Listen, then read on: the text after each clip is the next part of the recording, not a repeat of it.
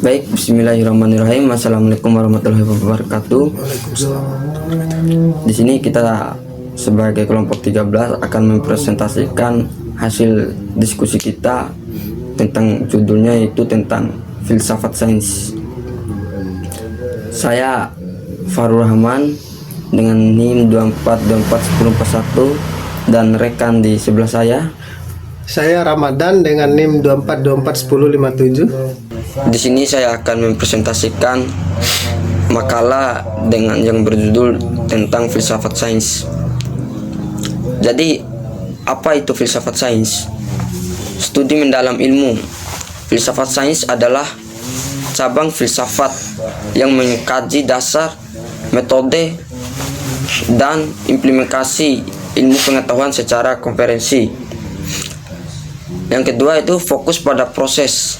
Fokus utamanya adalah pada bagaimana ilmu dibentuk, cara berpikir ilmiah, dan nilai-nilai yang terkandung dalam setiap penemuan dan teori ilmiah. Yang ketiga, memahami batasan dan kekuatan. Bidang ini membantu kita memahami batasan inheren dari ilmu pengetahuan serta potensi kekuatannya dalam menjelaskan dunia. Selanjutnya, sejarah singkat filsafat sains.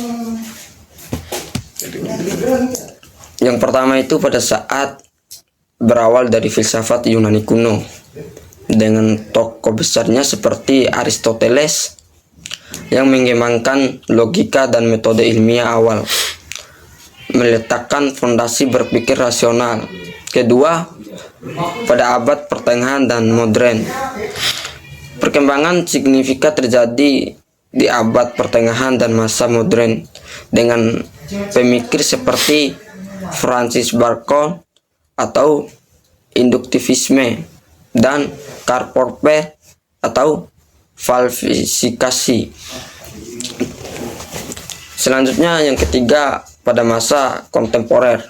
Masa kontemporer menekankan falsifikasi sebagai kriteria demarkasi ilmu dan konsep paradigma ilmu yang diperkenalkan oleh Thomas Kuhn. Mungkin itu saja presentasi singkat dari saya. Selanjutnya materinya akan disampaikan oleh rekan saya tadi. Sekian dari saya. Baik, saya akan melanjutkan presentasi dari teman saya, yaitu nomor 5, hubungan filsafat dan ilmu pengetahuan. 1. Kerangkaan epistemologis. Filsafat memberikan kerangkaan untuk bagaimana ilmu memperoleh pengetahuan yang valid dan teruji. Yang kedua, saling ketergantungan. Filsafat adalah ilmu pengetahuan saling melengkapi. Dengan filsafat membimbing arah dan refleksi ilmiah. Yang ketiga, aksiologi ilmu. Membahas nilai dan kegunaan ilmu dalam masyarakat serta implikasi etis dari penemuan ilmiah. Yang keempat, ontologis ilmu. Mengkaji hakikat realitas yang dipelajari oleh ilmu pengetahuan dan bagaimana ilmu membentuk pemahaman kita tentangnya. Yang kelima, pemikiran kritis. Mendorong ilmu untuk berpikir kritis tentang asumsi, metode, dan kesimpulan mereka sendiri. Baik, selanjutnya peran filsafat sains dalam perkembangan ilmu. Mengkritis metode. Mengkritis metode ilmiah agar lebih sistematis, logis, dan dapat dipertanggungjawabkan, meningkatkan rigor penelitian. 2. Menjawab batas dan konflik. Menjawab pertanyaan fundamental tentang batasan ilmu pengetahuan dan potensi konflik antara ilmu dengan keyakinan lain seperti agama. 3. Integritas nilai. Mendorong integritas ilmu pengetahuan dengan nilai-nilai moral dan sosial untuk memastikan perkembangan ilmu yang beretika dan bermanfaat bagi masyarakat. Selanjutnya, kesimpulan. Pondasi penting.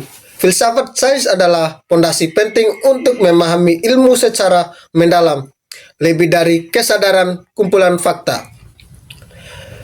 Yang kedua, proses berpikir kritis.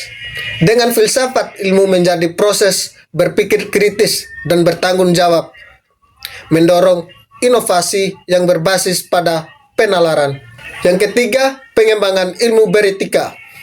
Mari kita menggunakan filsafat sains untuk mengembangkan ilmu yang tidak hanya bermanfaat tetapi juga beretika dan bertanggung jawab sosial.